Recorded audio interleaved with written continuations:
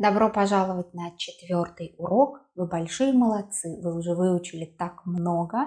Вы уже знаете много глаголов движения и как их использовать. Вы уже знаете глаголы ходить, ездить, регулярные действия, ехать и идти, действия прямо сейчас, и прошедшее время. Глаголы ходил, ездил, факт в прошедшем, и глаголы шел и ехал, действие в процессе в прошлом. И сейчас мы идем дальше. Сегодня мы начинаем изучать perfective and imperfective forms, совершенные и несовершенные глаголы движения. Но сначала давайте проверим нашу домашнюю работу. Посмотрим еще раз видео. Как часто я хожу в спортзал? Придите в любой фитнес-клуб и спросите, когда у них самые большие скидки. И вам ответят: в январе. Все решившиеся приходят в начале года, и там им продают абонемент на год с огромной скидкой. И ровно через 2-3 недели, максимум 2 месяца, 80% из них перестают ходить. Хотя абонемент куплен на год. Была же скидка. Когда покупал, тоже хотелось, чтобы наверняка буду иметь предоплаченный абонемент, буду ходить, думали они. У меня есть куча знакомых, которые рассказывают, что у них есть абонемент в спортзал, но они там были всего пару раз. Итак, если вы не верите, поговорите с менеджерами фитнес-клубов. Они вам расскажут, что основные деньги, до 80%, они получают от тех клиентов, которые не ходят годами. У вас было 3 вопроса. Первый вопрос – это когда люди обычно начинают ходить в спортзал? И ответ – конечно, многие люди начинают ходить в спортзал в январе. Почему? Потому что в январе самые большие скидки. Скидки – это discounts. В январе самые большие скидки, и многие люди хотят начать новую жизнь в январе, поэтому идут в спортзал. Второй вопрос был, когда люди перестают ходить в спортзал. Переставать – это очень хороший глагол, он означает stop doing something.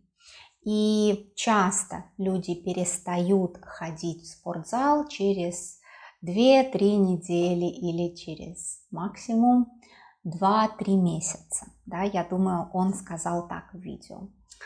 Глагол переставать или перестать может использоваться также в других предложениях. Например, я перестала бегать по утрам. I stopped doing something. I quit doing something. Или у меня болела голова, и потом я говорю, моя голова перестала болеть. То есть это также можно сказать про наши состояния, our conditions or our statements. И третий вопрос – это что говорят менеджеры фитнес-клубов. И менеджеры говорят, что они получают прибыль от клиентов, которые не ходят в спортзал. Они покупают абонемент, но не ходят. Я надеюсь, что у вас все получилось, потому что видео было не очень простым, и этот парень на самом деле говорил очень быстро. Но обязательно важно слушать русскую речь и смотреть видео, ставить субтитры, правильные, хорошие субтитры, чтобы привыкать, to get used, чтобы привыкать к скорости речи, to get used to the speed of speech, to get used to the different intonations, to different accents, because each person has its own accent. Так, а сегодня мы с вами начинаем изучать perfective and imperfective forms.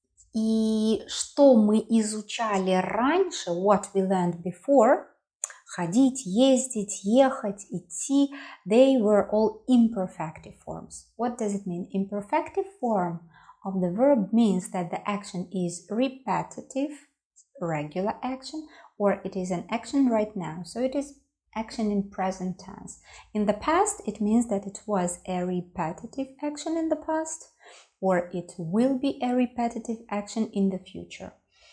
But we cannot use imperfective forms all the time because, for example, if I want to say that I want to go to the gym again, or if I can't go to the gym, or if I would like to go to the gym, I cannot use repetitive action. I cannot say я хочу ходить в спортзал сегодня.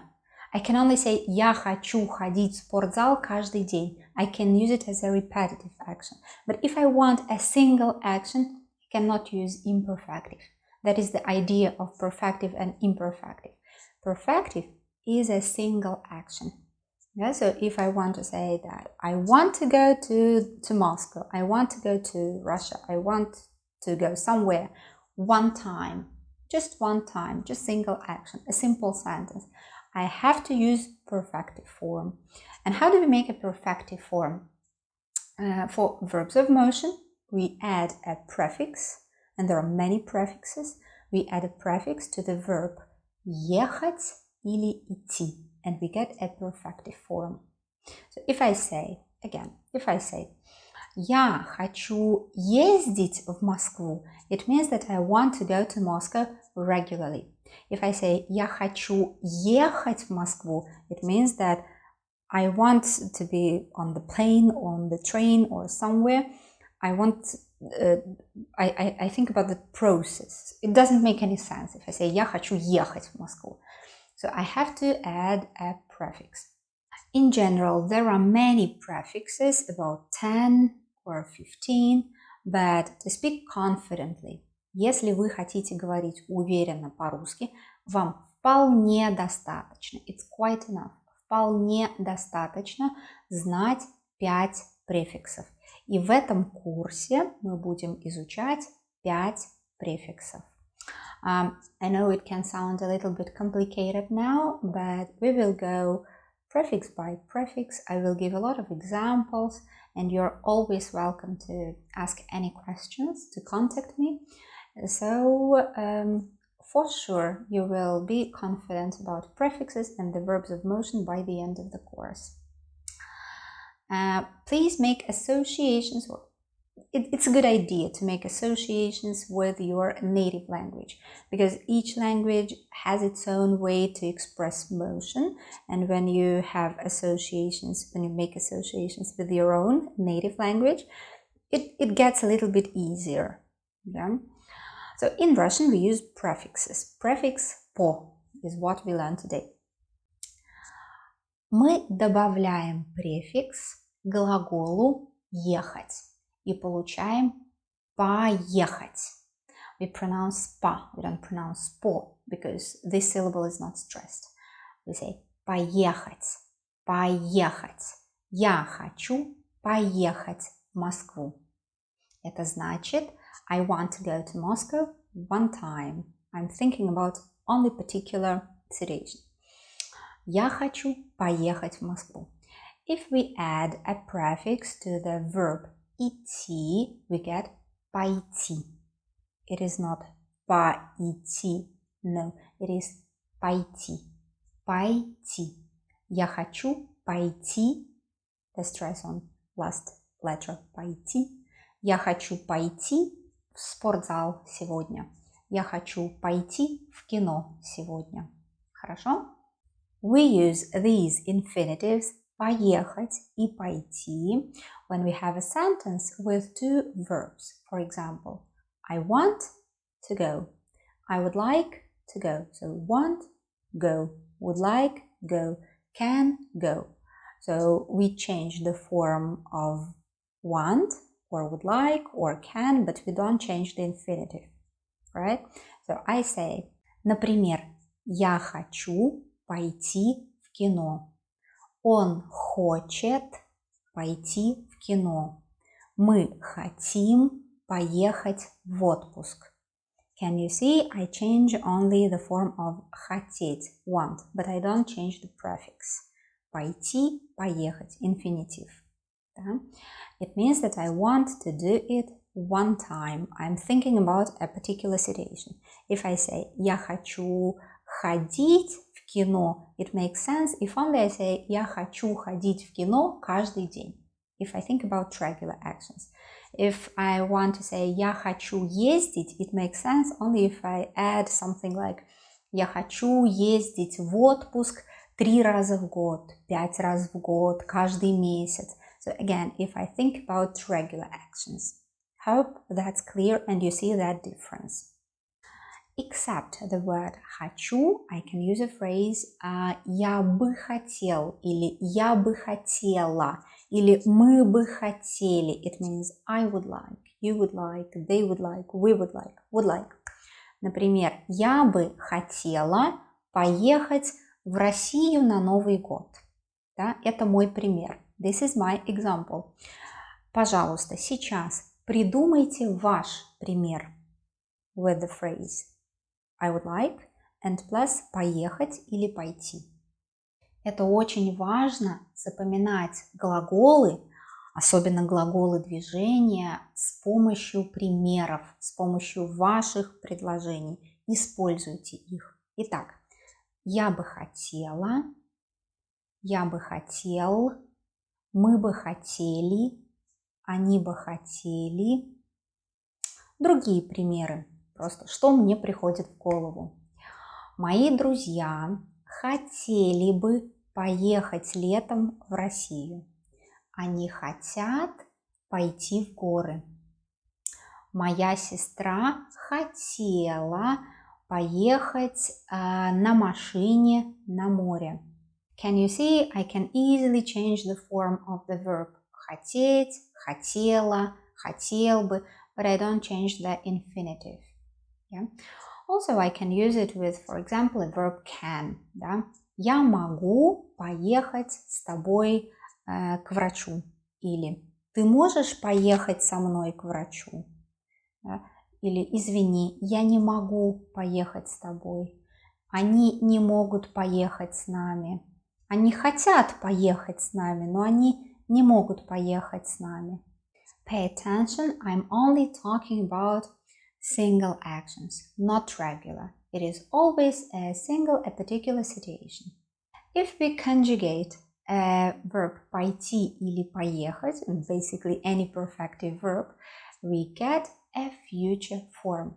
Because perfective forms don't have present tense. If we conjugate, we get future simple. It means I will go. And it refers not only to the verbs of motion, it refers to all verbs in Russian. If you conjugate a perfective form, you always get a future action. It means that overall in Russian, we have only 5 tenses. We have perfective future, we have perfective past, and we have imperfective present, future, and past. I have a video on that where I think I gave some of the examples how what different tenses mean. I will put the link somewhere here. But let's go on now and let's conjugate the verbs поехать и пойти. Я поеду, я пойду. It means I will go. Ты поедешь, ты пойдешь. You will go. Он или она поедет, он, она пойдет. He will go, she will go. Мы поедем, мы пойдем. Вы поедете, вы пойдете. Они поедут, они пойдут. This is a future simple tense. This is the way to express future tense. We conjugate a perfective form of the verb. But previously in lesson 2 or lesson 1, I said that we can also use ехать и идти for actions in the future. If we have already decided to do something, if I have a plan, I can also say завтра я еду в театр. Или завтра я иду в кино. So what is the difference between завтра я еду в театр и завтра я поеду в театр? Завтра я еду в театр works perfectly when we talk about plans, when we talk about firm decisions. Например, я точно еду завтра в театр. Я уже купила билеты. И завтра я поеду в театр can be also used with uncertain actions in the future. I can use it absolutely as I want. I can say, for example, Может быть, я поеду завтра в театр. Я еще не знаю, я не купила билеты. But if I already have tickets, if I already have an appointment to the doctor, I can say завтра я иду к врачу, завтра я точно еду в театр, завтра я точно еду в Москву. Вот мой билет на поезд. Хорошо. Что касается прошедшего времени. Now let's put пойти и поехать in the past tense. We have three forms in the past. Feminine. Она поехала, она пошла. Masculine. Он поехал, он пошел. Plural. Они поехали, они пошли. Или мы поехали, или вы поехали. So all plural pronouns work with поехали или пошли. It is a single action in the past. So what is the difference between вчера я ходила на работу и вчера я пошла на работу?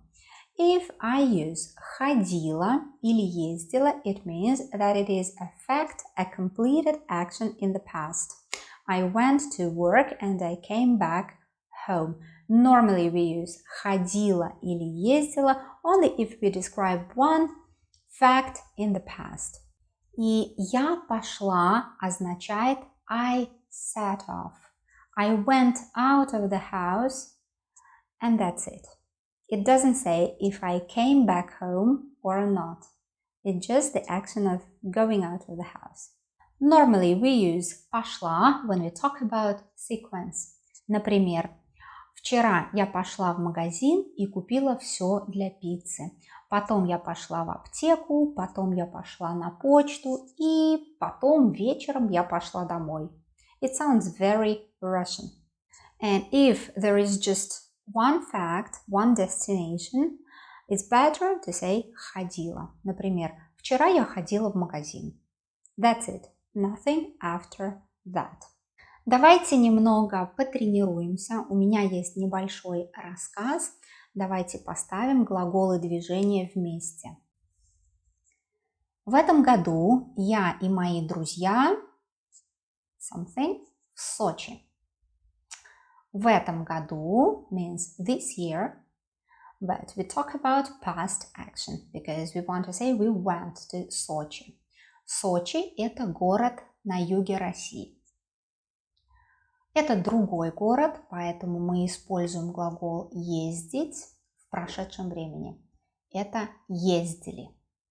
В этом году я и мои друзья ездили в Сочи. Эта поездка мне очень понравилась.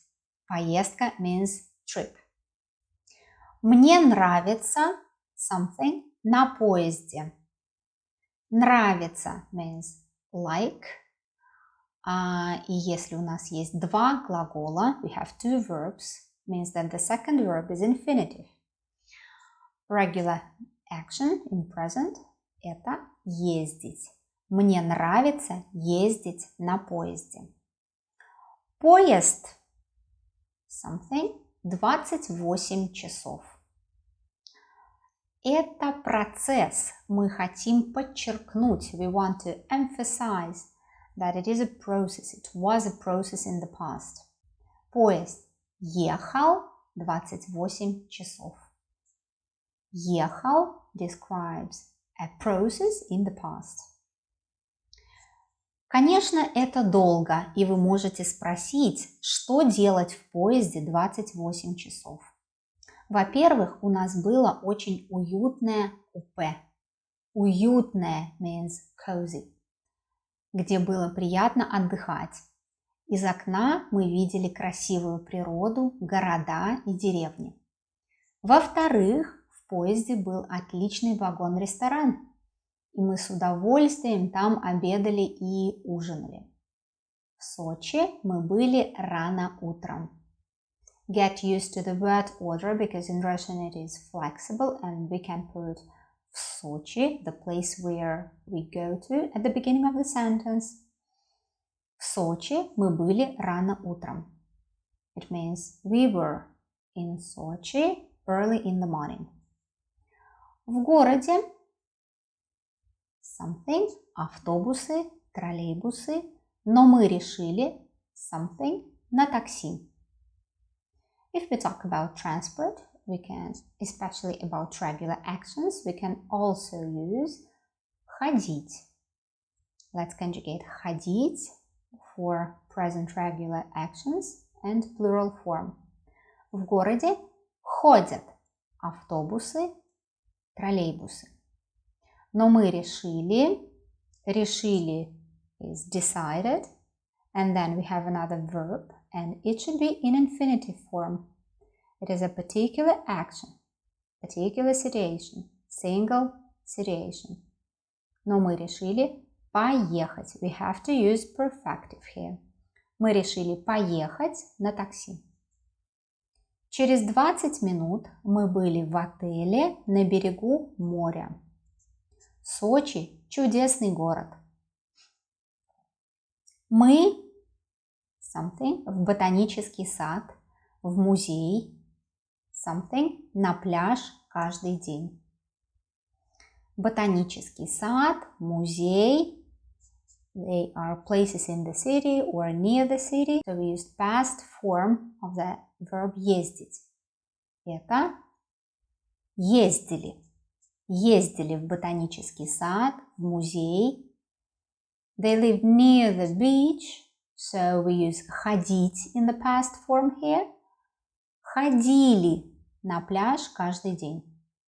Мы ездили в ботанический сад, в музей, ходили на пляж каждый день.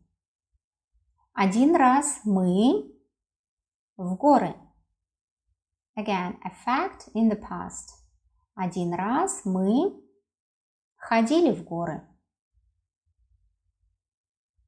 Для меня это было трудно.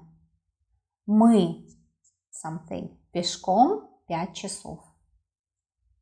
Here again we emphasize that it was a long process. That is why we use the verb идти in the past tense. Мы шли пешком 5 часов. Мне все очень понравилось, но было мало времени, только 1 неделя. Поэтому в следующем году я хочу something туда еще раз. What do you think? If you said поехать, you are right. В следующем году я хочу поехать туда еще раз. You will have 3 similar tasks in your homework. One of them is a listening task. It will be a very similar story about a trip to the sea. And another 2 exercises are grammatical exercises. Please share with me with your progress and how it is going, because for me it is really important to know. Если у вас есть вопросы, пожалуйста, пишите. Я действительно очень рада отвечать на ваши вопросы.